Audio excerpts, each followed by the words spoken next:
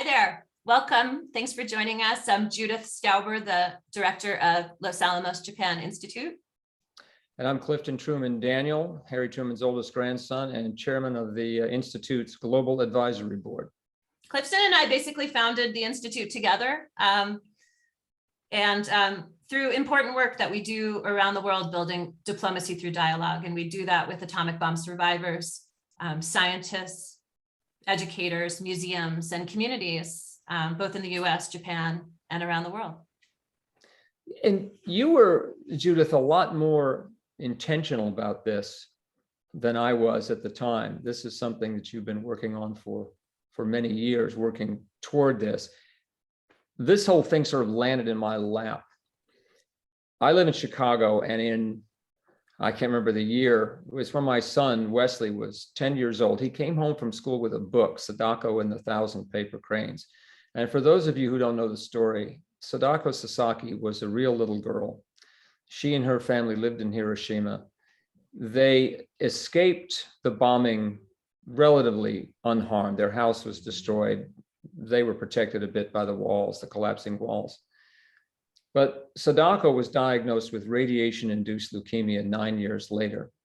And in an effort to help in her treatment, she followed a Japanese tradition that says if you fold 1,000 origami paper cranes, you are granted a wish or long life or good health. Crane is a symbol of life in Japan. Sadako folded 1,300 cranes. Sadly, it didn't help. She died of the leukemia in 1955 at the age of 12. There is a monument to Sadako in the Hiroshima Peace Memorial Park, a monument to her and to all the children who were killed or wounded or sickened by the bomb. Wesley's teacher, Rosemary Barilla, didn't just give them the book. She taught them Japanese history. She taught them Japanese culture. She took them to a Japanese restaurant. They had a tea ceremony in class. They folded cranes. I came home one afternoon after work and found Wesley in the living room wearing a happy coat with green tea and sushi laid out on the coffee table behind him. We had a tea ceremony and a Japanese dinner that night. So she and Wesley together brought all of Japan into our lives. And I wound up mentioning that to a Japanese journalist not long after that.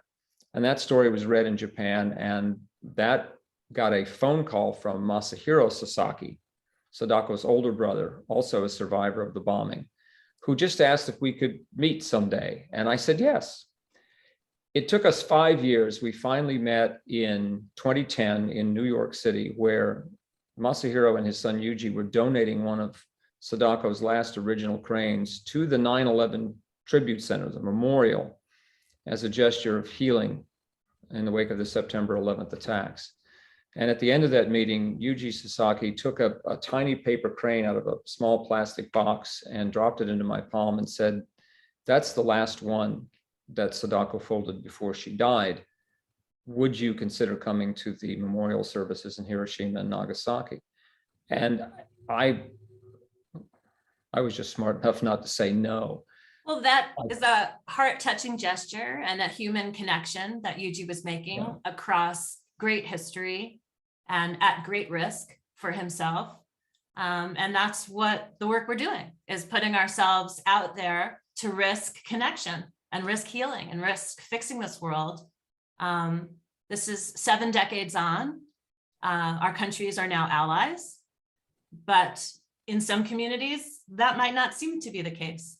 And in the United States, in the past year or two, there's been far too much intolerance and injustice against people who are different than ourselves across the country. So the work we're doing is part of that.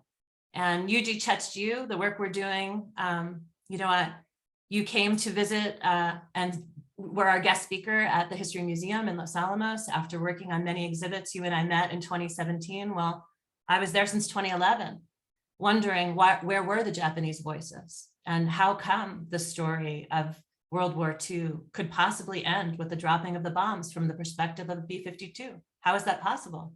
That's not the stories that museums and cultural institutions tell these days. So I reached out to my counterparts in Japan and made very good connections, and happy to say friends with museum directors in Hiroshima and in Nagasaki and in Kyoto. which was an original possible site of a bombing. It's to collect stories and to bring those voices into the museum intentionally. So we And were that's handed what- different gifts. Well, and that's what the survivors that we spoke to, in addition to going to those memorial services in 2012, I went with my wife Polly and Wesley and his brother Gates. And in addition to going to the ceremonies, we sat down with more than 24 survivors just to let them tell their stories. And none of them came to us in anger or with recrimination. They said exactly what you've just said. Please help us continue to tell these stories so that people understand what it's like to survive a nuclear attack, to understand what a nuclear attack is. And that in perspective the hope that we don't ever do it again.